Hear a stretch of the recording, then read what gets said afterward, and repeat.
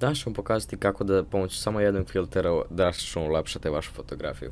Sad po naslovu vidjeli ste da to traje samo 1 minut, tako da hajde počnemo. Filter koji ćemo koristiti možete naći u opciji filter i camera raw filter.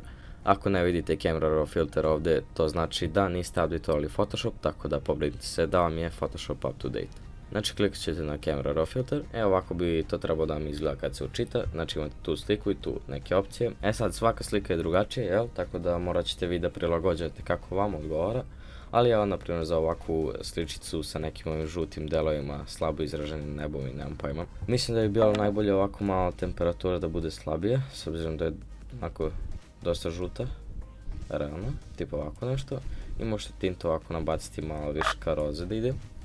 Tako da evo sad malo izgleda hladnije, ko što kaže temperaturi. Ekspozituru možemo uvijek malo da smanjimo da bi se vidjelo više detalja. Ne brinite zašto je mračno, to se da popraviti.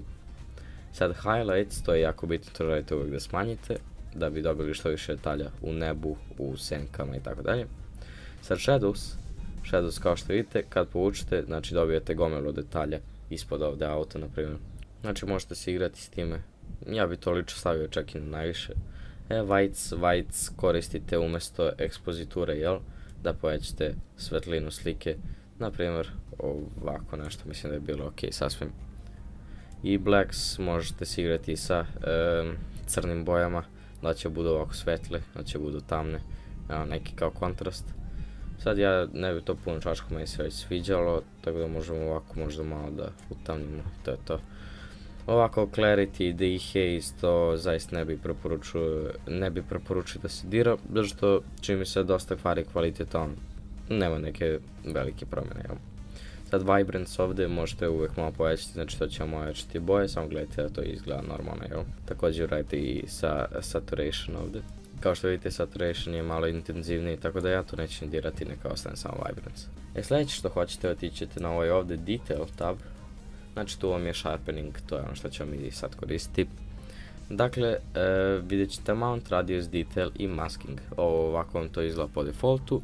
Sad, ukoliko držite dugme alt i ovako pomerate miš preko masking, vidjet ćete ovakav izgled, Tako da, u većini slučajeva najbolje će vam biti da ovako stavite na 100%, ali evo recimo da stavimo na nekih 82, vidite, belo vam označava da bi se stavio taj sharpening zapravo, tako. Sad, ko ne zna šta je sharpening, znači to vam je izoštravanje slike, I sad kada ste obeležili kako želite i gdje da vam se stavi, samo podignite mount, može i na 100%, što da ne.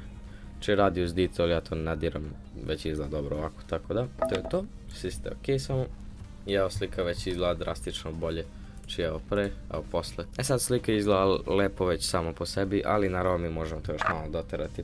Kao što ja volim da uradim, možete napraviti novi layer, klikom na ovo dugme ovdje. Ima raznih načina kako napravite vinjet, to se tako zove inače. Znači to su vam oni crni ćoškovi, ali znači rekao sam već mnogo načina postoji, ali ja jednostavno to volim svojeručno da uradim, tako da ćemo uzeti ovako najobičniju neku četkicu, malo povećamo size, obavezno stavite hardness na 0 i prelazite ovako gdje hoćete da vam bude tamnije, ovako na primjer, mislim da bi ovo bilo ok.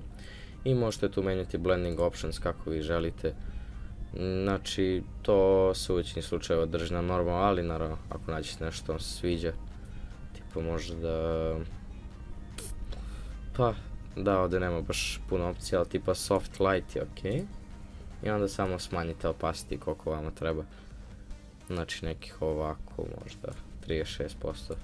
Kako bez toga izgleda, kako sad. Znači malo je tamnije tu ćoškovima, Sad slika zaista izgleda već fenomenalno, iskreno, ali možete uraditi još jednu stvar, što ja generalno volim to da radim. Znači napravite još jedan novi layer iznad svega. Uzmete znači ovdje pod gradient tool što vam stoji ovako, znači imate druga opcija je paint bucket tool, možete zadržati levi klik, ali izaberete paint bucket, izaberete crnu boju i kliknite samo da bude crno. Sad dok ste na tom layeru, znači idete gore filter, render i idete na lens flare. Imat ćete ovaj 105 mm prime, to će nam odgovarati u našem slučaju. Sad naravno ako nemate neki od ovih, rekao sam vam već, updateujte Photoshop i to bi bilo rešeno. Dakle ok, i kao što vidite to pravi ovaj neki lens flare kao što ime kaže, znači onaj efekt kao kad gledate u sunce tamo vamo. Uglavnom, kao što vidite, crno je pozitivno i to ne valja ništa. Tako da, ićete ovdje, što vam je isto kod da ste išli desni klik blending options, ali ovdje menjali. Znači, možete ovdje promijeniti i stavite na screen. Sad, izaberete taj layer, Ctrl+T da možete da pomerate. To ćemo rotirati ovako malo, s obzirom da je senka kao onu stranu, jel? Znači da sunce dolazi odavde, možemo namestiti nešto ovako, na primjer. Suptilno, ali eto, postoji taj detaljčić, tako da, eto, ja to generalno volim da stavim. I to je to. Sada vaša fotka izgleda generalno mnogo lepše, može tu još mnogo detalja da se doda, naravno, ali ovo je bukvalno, ja sam sad išao polako da bi vam objasnio, ali bukvalno može za minut da se uradi, tako da, eto, to je bio cilj ovog videa, tako da, nadam se da ste uživali, da ste naučili nešto novo i to je to. Ostavite like i subscribe ako jeste i vidimo se u nekom sljedećem videu, pozdrav!